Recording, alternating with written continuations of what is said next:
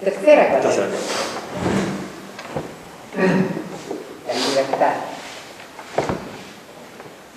Paso 9. Ver la forma permanente en acción. Se observa que la forma permanente aparece aún en la diversidad de los fenómenos, sean subjetivos u objetivos. La forma permanente actúa por su propia necesidad. El salto de secuencia, la ruptura del solipsismo. Acá hay una notita, Gloria, que dice solipsismo, del latín, proviene del latín, solus ipse, y quiere decir uno mismo solo. Es una forma radical de subjetivismo, una forma radical, según la cual solo existe o solo puede ser conocido el propio yo. Ruptura del solipsismo. Aún en la diversidad de los fenómenos hay una forma permanente, entendiendo por forma la estructura acto-objeto, conciencia, mundo.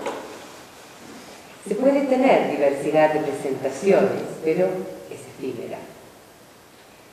Pasa de un punto A a un punto B, tiene cambio de posición, pero se me presenta siempre la forma permanente.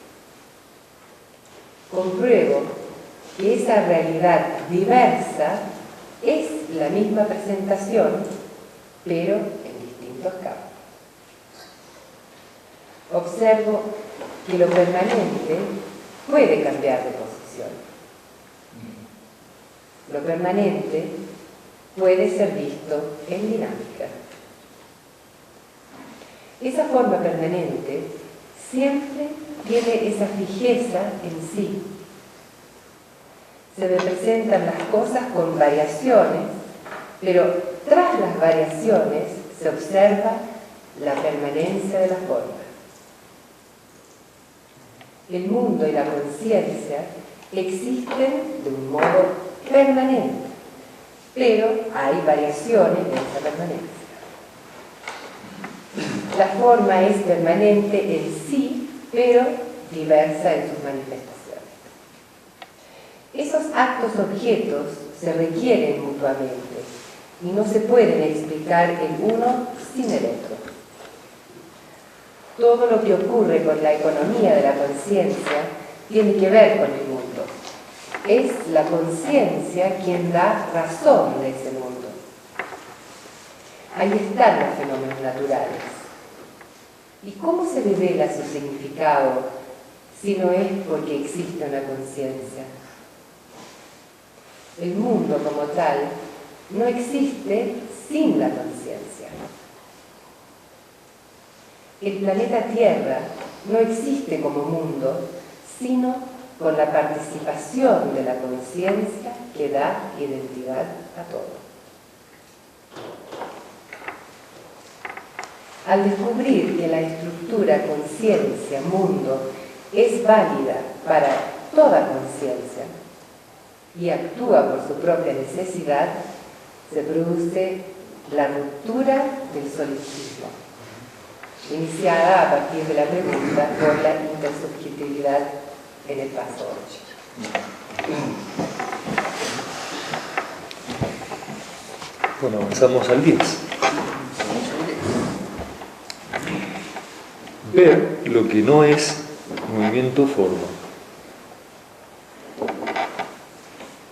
Puede intuirse un ámbito ajeno a la forma y al movimiento-forma que no surge como la nada, sino como aquello que no es movimiento-forma. No sé cómo. Es decir, como aquello que se aprende como existente en relación con el movimiento, aunque sus características sean diversas a las del objeto tomado como referencia. Este no es movimiento-forma, no depende del encadenamiento. Nos movemos en actos estructurales. Nos movemos en actos estructurales. Lo que no es acto, objeto, es el complemento de lo que es objeto. Es como el complemento del mundo. Lo que le falta al ángulo para completarse. Es como el negativo de la película.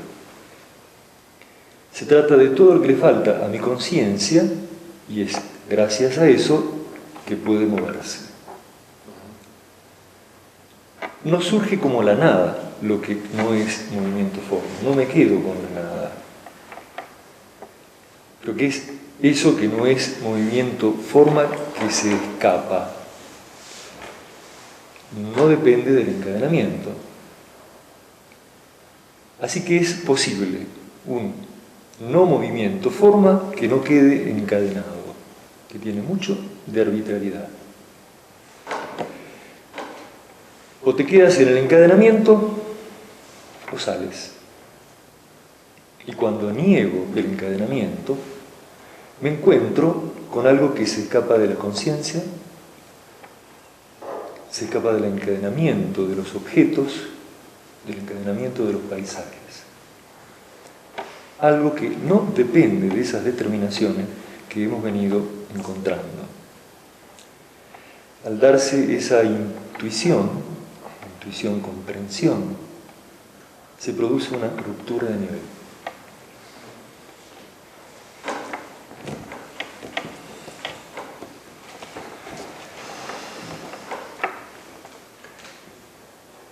Y seguimos con el paso 11.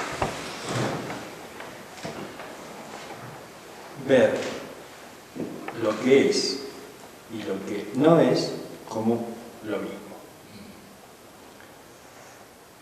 Se observa al movimiento-forma y a lo que no es movimiento-forma como lo que es. Descubro que el movimiento-forma y el no movimiento-forma son, que tienen una misma identidad esencial.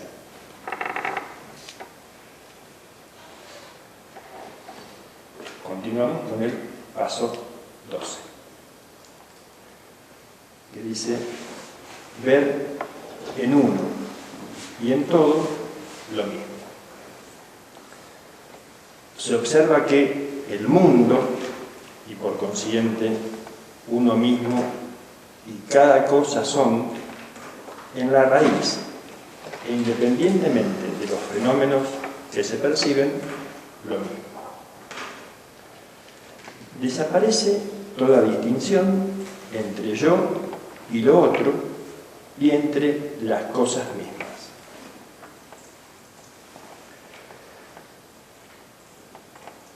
Aquí terminan estas reflexiones extraordinarias, un modo de meditar sobre los encadenamientos de las presentaciones, aquello que aparece ante mí, provenga de afuera o de adentro, sobre los fenómenos de conciencia que, al igual que el pez que no ve el agua, está siempre actuando y rara vez lo podemos observar. Esta reflexión nos lleva a la abstracción máxima, a aquella vivencia de lo profundo, donde lo que es y lo que no es se registran como lo mismo. No estamos hablando de una fina reducción teórica, sino de la conciencia que ha trascendido los condicionamientos de origen, los condicionamientos de la especie.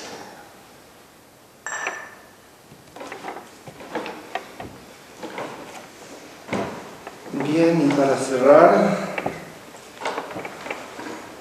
diríamos que aquella situación de asfixia de la segunda cuaterna puede finalmente encontrar su salida en la tercera cuaterna, si, al trabajar con perfección en estos pasos, se llega a la experiencia de las estructuras universales definitivas.